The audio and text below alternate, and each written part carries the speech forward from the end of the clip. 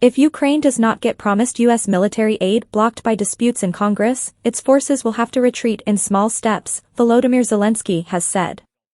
If there is no U.S. support, it means that we have no air defense, no Patriot missiles, no jammers for electronic warfare, No. 155mm artillery rounds, the Ukrainian president told the Washington Post. It means we will go back, retreat, step by step, in small steps. We are trying to find some way not to retreat. Ukraine's Air Force said on Saturday that Russia fired 4 missiles into eastern Ukraine overnight, as well as 12 Shahid drones across the country. 9 of the drones were shot down in 4 regions, it said. Huge Russian missile and drone attacks hit thermal and hydro power plants in central and western Ukraine the previous night, officials said on Friday, in a barrage targeting the country's damaged power infrastructure. The Kaniv hydropower plant was among the targets along with the Dniester plant, located on the Dniester River, flowing through neighboring Moldova, Zelenskiy said. Moscow wants to repeat the environmental disaster in the Kherson region.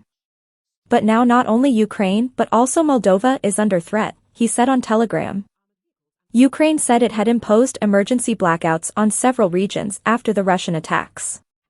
National grid operator Ukrenergo said its dispatch center was forced to apply emergency blackout schedules in the regions of Dnipropetrovsk, Zaporizhia and Kirovograd until the evening. Restrictions were already in place in the cities of Kharkiv and Kryvyi Rih after a Russian strike last week. The Polish Prime Minister has said Europe is entering a pre-war era, cautioning that the continent is not ready and urging European countries to step up defense investment. In an interview with European newspapers reported by the BBC, Donald Tusk said, "I don't want to scare anyone, but war is no longer a concept from the past. It's real and it started over 2 years ago." His comments came days after a Russian missile briefly breached Polish airspace during an attack on Ukraine, prompting Warsaw to put its forces on heightened readiness.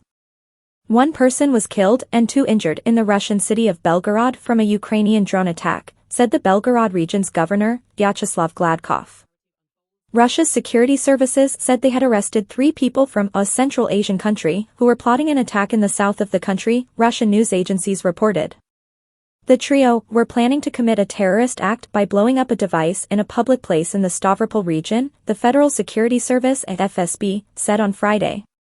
Russian television showed images of several men pinned to the ground by FSB agents. Russia is outgunning Ukrainian forces 6-fold on the front lines, causing losses of troops and positions, Ukraine's recently appointed commander-in-chief, Oleksandr Syrsky, said in a rare interview published on Friday. He also said Ukraine's military would need to mobilize fewer people than initially expected to fend off Russia's invasion. Zelenskiy said in December that his military had proposed mobilizing up to 500,000 more Ukrainians into the armed forces as Russia stepped up attacks along the 1,000 kilometers (621-mile) front line, but Syrsky said in an interview with Ukrainian media published on Friday that the figure had been significantly reduced after a review of resources. Ukraine received a $1.5 billion, £1.2 billion, tranche of funding under a World Bank program, said the Prime Minister, Denis Shmyhal, helping it pay for its budget and social spending amid the war.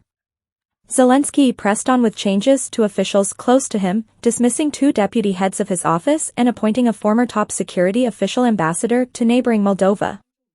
A presidential decree on Friday announced the dismissal of Andriy Smirnov, who was responsible for legal policy matters, and Alexei Dniprov, who headed the office's apparatus. Zelensky said he had appointed Alexei Danilov, former head of Ukraine's Security and Defense Council, as ambassador to Moldova. NATO member Romania said it had found fragments of what appeared to be a drone on a farm near the Danube River and the border with Ukraine. Zelensky has declared his income for 2022 rose to 12.42 hryvnias, $316,000/£250,000, from 3.7 hryvnias, $94,000, the previous year, with the increase attributable to improved rent collection and the sale of some government bonds. Most of the income of Zelensky and his family came from his salary, bank interest and rent payable from his properties, the president's website said. Zelensky has called for public officials to disclose their incomes as part of efforts to increase transparency.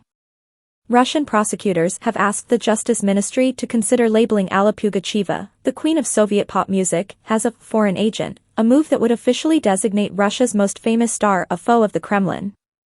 Pugachev has expressed disgust with the Ukraine war.